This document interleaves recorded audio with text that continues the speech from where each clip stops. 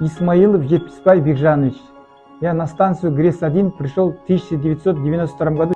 Устроился слесарем полисистемы.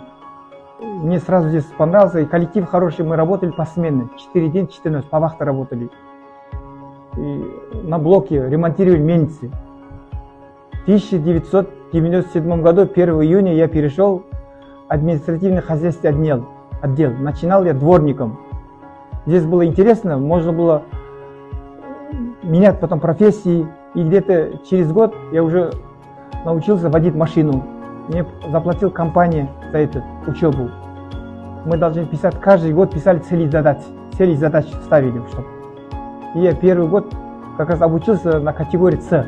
Грузовую машину водил, столовые продукты возил, потом водовозки, территорию поливал я все станции. Почему очень весело было. Мне очень нравилось и работа моя, и я делал с душой. Я на работу шел как на праздник. В 2010 году мне предложили должность рабочую по комплексному обслуживанию зданий, сооружений и ремонту 4 разряда. Ежедневно я занимаюсь хозяйственными вопросами станции.